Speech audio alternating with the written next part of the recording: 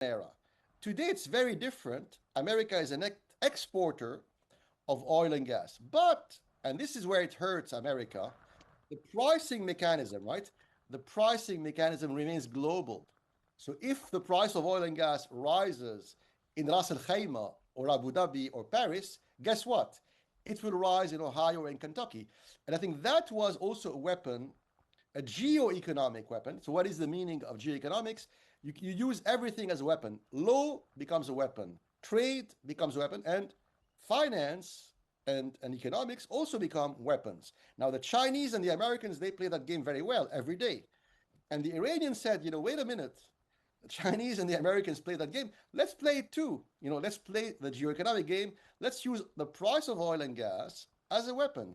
Let's use geography as a weapon. The Hormuz narrows, the Strait of Hormuz. Now, there's something funny because the Iranian regime claims to be a Shiite Islamic revolutionary Jafari regime, whatever that means.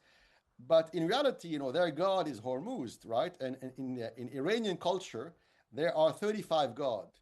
And the biggest, most powerful god of all is called Hormuz. He gave his name to the Strait of Hormuz. And in a way, their god, the ancient Iranian god, Hormuz, saved them.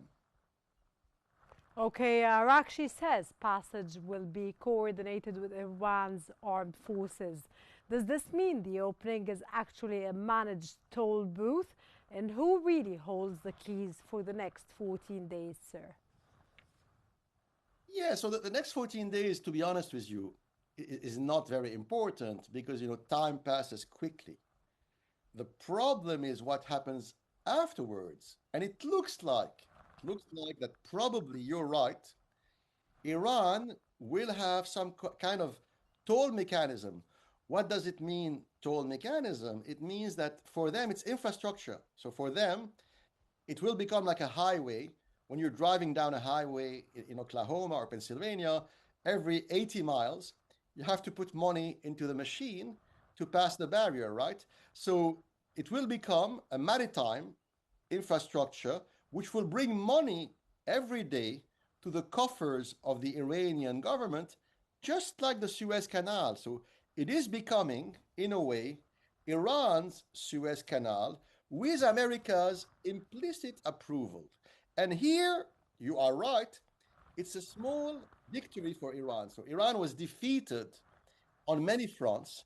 Iran suffered in Maybe, many. sir, when you come to state this, we can say that militarily, of course, the infrastructure, of course, but when it comes to Iran's leverage, and I still want your narrative, not mine, it's very obvious that Iran made a tactic which was very clear that first they had the leverage over the Strait of Hormuz, which was, of course, crucial for all the countries.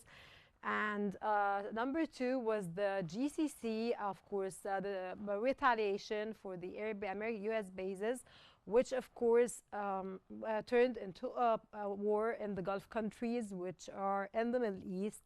Plus Israel, of course, hitting in South Lebanon and attacking and atrocities that are happening there. So Iran actually had this leverage over military battles. Yes and no. So yes and no. But clearly, like I said, it's a small victory for Iran. And why did Iran have a leverage? We have to look at reality in a cold way because neorealism or the age of geoeconomics requires us to be cold and cruel and look at the facts. In reality, in international law, the sovereignty over that strait should be shared Arabian Persian sovereignty because half of it is controlled de facto, geographically, by the United Arab Emirates and Oman. However, the Arabs are divided. So Iran is a unified Persian, pan-Persian, big Persian, unified state. The Arabs never did their unification. So unlike the Italians or the Germans or the Iranians, the Arabs were never able to unify themselves. And so they are divided. And when you are divided, you are weak. So basically, that Arabian side, that Emirati, Omani side of the strait, was never controlled forcefully by the Arabs for many reasons. First, the Omani and the Emiratis don't like each other. The Omanis are kind of pro Iranian. The Emiratis hate Iran. And the Saudis and the Kuwaitis and the other Arabs never gave the Emirates enough support. The Emirates alone cannot do it. So if the other Arabs had supported the Emirates, maybe the claim, the 50% claim, the Arabian claim on the Hormuz Strait could have been achieved. But of course, the Arabs were weak and divided. So the Iranians are saying, you know what? I take everything. Everything is mine. And on the Arabian side, on the southern side of the Straits, there's no one except the poor Emiratis to challenge them. So now they're taking everything. So it's a loss of Arabian sovereignty, that 50% control, which in international law All should be, respect, sir, of course. you know, the devil is in the details, right? And actually, in Arabic and Hebrew, the word devil, shaitan, is actually an Iranian word. So the word the Arabs and the Hebrews use to describe the devil comes from Persia, from Iran. But that shaitan, Satan, is in the details.